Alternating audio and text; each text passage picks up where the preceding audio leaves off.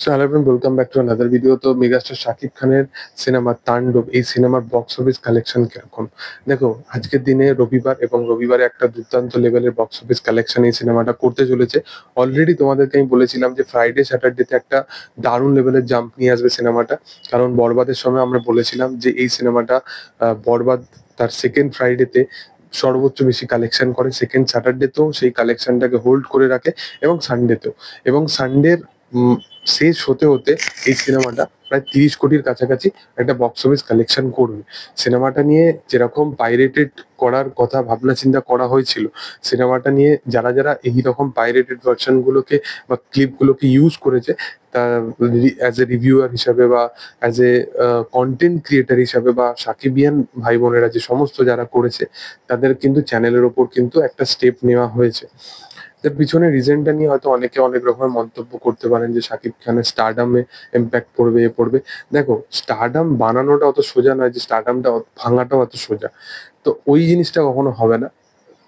একজন অ্যাক্টরের প্রতি এত কিছু ব্যাগেজ বা এত কিছু ব্যারিয়ার দিয়ে দেওয়াটা উচিত নয় যে সে এত জিনিস নিয়ে দেখবে। একজন অভিনেতার কাজ কি? সে ভালো জিনিস, ভালো প্রজেক্টের উপর কাজ করবে, ভালো প্রজেক্টের উপর শুটিং করবে এবং প্রপার ভাবে এক্সিকিউট করবে এবং সেটা বড় পর্দায় অডিয়েন্সের সামনে রেখে দেবে সে সিনেমাটা। সেটাই তার কাজ, সেটাই একটা পরিচালকেরও কাজ। তারা যদি প্রত্যেকটা জিনিস নিয়ে প্রত্যেকটা জিনিসের সাথে ইনভলভ থাকে, সেটা তো কখনো সম্ভব নয়। প্রত্যেকটা জিনিস, প্রত্যেকটা আজকে বাজেট বা প্রত্যেকটা যদি বলতে পারো যেরকম লেভেল অফ বরবাদের বা তাণ্ডবের ক্ষেত্রে যেরকম লেভেল অফ নেগেটিভিটি, সেই জিনিসগুলোতেও লোক শাকিব খানকে ধরে টেনে আনছে। আজকে এই যে যতগুলো স্ট্রাইক দেওয়া হয়েছে, সেই স্ট্রাইকের এগেনস্টেও লোক শাকিব খানকে করছে। শাকিব খান এই সিনেমার মুখ্য চরিত্র শুধুমাত্র প্লে করেছে। এবং বলে রাখি, শাকিব খান কিন্তু এই সিনেমার প্রডিউসার নয়, এসকে ফিল্মস কিন্তু এই সিনেমার প্রডিউসার নয়। যে তারা কিন্তু পুরোপুরি, মানে শাকিব খান কিন্তু এই পুরোপুরি জিনিসটার উপরে নির্ভর করে আছে। শাকিব খান সেই সিনেমাটা একজন পার্ট, সেই সিনেমাটার একজন অভিনেতা, সেই সিনেমাটায় কাজ করেছে অ্যাজ এন অ্যাক্টর হিসাবে, তার জন্য সে চার্জ নিয়েছে এবং শুধুমাত্র তার ততটুকুই করণীয়। সে যতটুকু নেগেটিভিটি হচ্ছিল সেখানেও সে এসে সেই বিষয়টার উপরে কথা বলেছে।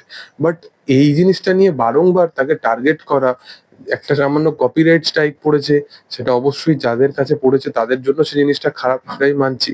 বাট এটা টিমের তরফ থেকে দেখা উচিত। এটা নিয়েও শাকিব খানকে লোক টানা হিজড়া করবে, সেটা আমার মনে হয় যে একজন অভিনেতার প্রতি এত কিছু ব্যাগেজ দিয়ে দেওয়াটা উচিত নয়।